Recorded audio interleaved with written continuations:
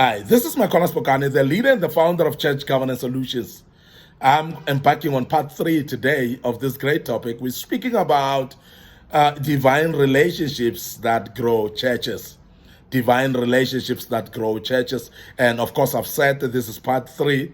Please join us as I start with one divine relationship called people-to-people relationship. People-to-people relationship.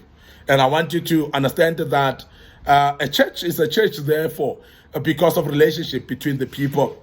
And that is why Jesus said, those that are mine, you will know them by how they love one another, because of the bond of love amongst them. Because they are united with the cord of love that shall never break. And that's a church that is alive and that will grow at all times. What is led by what we call people-to-people relationship.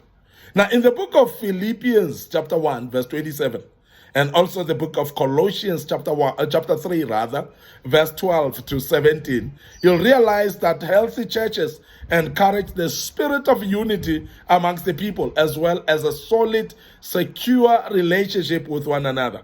I want to emphasize this because it is very important that churches promote unity, and unity must be of one purpose, that we are having this vision that we want to fulfill as a church, and therefore hold hands and continue pushing this vision until it is completed and fulfilled.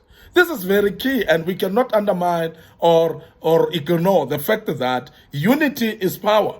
We cannot ignore the fact that when people are united, they are about to achieve much more. We look in the book of Genesis chapter 11. If you remember the Tower of Babel, and the people actually were of one mind. They were united. Now, because of the unity that they had, the relationship that they had amongst each other, when God looked down upon the earth, he saw that these people are of one mind. These people are actually have decided and have joined their hearts together and in one purpose. So because of that, that actually made God to say, wow, these people are of one mind, therefore of one language as well. They are going to achieve that which they want to achieve. Now, the relationship between people and people, when they are of one mind and united as well in one purpose, the purpose cannot be broken. And nothing can stop them from achieving that which they want to achieve. So therefore, it is very important that any healthy church encourages unity amongst its own members. And there must be a solid and secure relationship between the people amongst themselves. So people must be related. People must be close to each other. People must know each other. People must actually cherish each other. They must actually support each other. And that becomes very important to make a church to grow. And that is a divine relationship as well. Now, love, humility, empathy, forgiveness, and forbearance should play a key role in every church that desires to grow. And these are very key words in any church that wants to grow. These are key words in every church that is having a good relationship with one another, the people. They must love one another. And there must be humility amongst them, because it is not going to be easy when people are proud to become one of one mind. When people are proud to be actually together, to be part of one another. And this is very important that we emphasize that humility becomes very key as well. But also there must be empathy, because remember that we are different people from different cultures, different directions, and different creed and nationalities meeting together for the purpose of serving Christ here. And if we are therefore to be of one mind, we should be empathetic to one another. And we must be able to forgive each other when we have faulted each other. That's very, very key. So I'm emphasizing this because it is actually through this forgiveness that you'll find what we call forbearance as well amongst the people. They will actually forbear each other. They will actually be able to support each other even when they've actually hurt each other. They will actually forgive each other quickly when they've done wrong against each other. And therefore, they will become one at all times. Very, very key that we don't actually forget this. It cannot be emphasized enough that where there is hatred, where there is a tribalism, where there is what we call ethnicity, and sometimes segregation as well, and judgmental attitudes. Those are evil spirits that you can divide the church so quickly. And that I want to emphasize, that when you are having members that are having all this type of spirits, you're going to see a church that breaks right in the middle. The spirit of hatred, very, very dangerous spirit, and that can destroy a church. And the spirit of tribalism, you'll see that in many of congregations, particularly here in Africa, where you'll find people that are fellowshipping based on tribes. And tribalism is actually therefore there because of language differences and so on, cultural differences. And you find that churches are actually divided because of that. Now, I want to emphasize that if there are such spirits, you are actually going to restrain this particular church from growing. Because churches grow from a fluent spirit of unity and love, as I've mentioned earlier. But also, I want to emphasize that when you have ethnicity and segregation, you are going to divide the church instead of building it. So therefore, the growth of the church will actually take longer, and it may not even happen. But therefore, I want to emphasize that avoid also the spirit of judgmental attitude. Let it not be part of the church as well. Let it be something that is very key to mention, that we need to have this spirit that is of freedom and unity that will make the church grow when you relate to each other that way.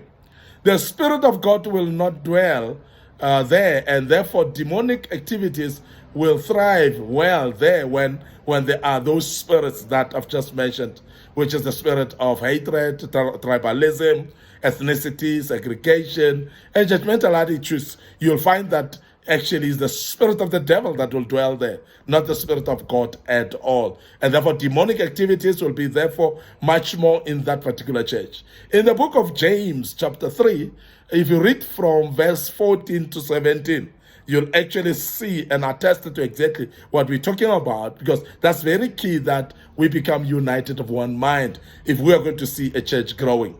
Lack of participation in churches is caused by lack of relationship amongst the people, one to another. And actually, the opposite is just true as well. When they are together, they are united, and we're seeing good relationship amongst the members, you're going to see actually the work of God continue, because you'll have more participation. Some of the churches that are struggling with participation is because of the division amongst the members. They don't relate with each other, because the more related they are, the more they want to work together towards a very great one purpose of making the church to grow. I want to speak about another relationship that is divine as well, which is very important to grow a church. This is what we call people to sinners relationship. People to sinners relationship, or the church to sinners relationship. Now, this is very important because we speak about now born-again Christians, children of God, and tongues talking and filled by the Spirit as well. How they relate to non-believers becomes very important, because it is how you relate to non-believers that will determine whether the church will grow or not. Because churches are not growing generally because of the attitude that is not right, that church members have towards non-believers. Now, Christians should relate well with non-believers, and they must set what we call godly example as well, that will make them desire to follow. Because remember that non-believers, when they are watching believers behaving, and they watch them on how they behave towards them. If you behave wrongly towards them, or oppositely towards them, you are going to make them not want to follow that which you're following. And that is the reason why churches are not growing, because people don't just like how they are treated, how they are being looked down upon, how they are being treated with attitude by those Christians or people that are calling themselves Christians. Therefore, that will make the people not to come to the same church of people that are undermining them.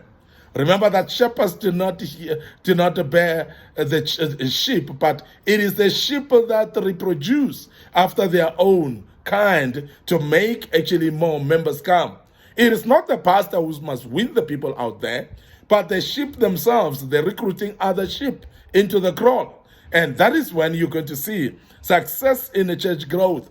And if a church is relying on a pastor winning souls, We are wrong. Shepherds do not bear sheep, but it is the sheep that reproduce after its own. And we're seeing, therefore, the church growing because the sheep is going out there to reproduce on its own or of its own kind.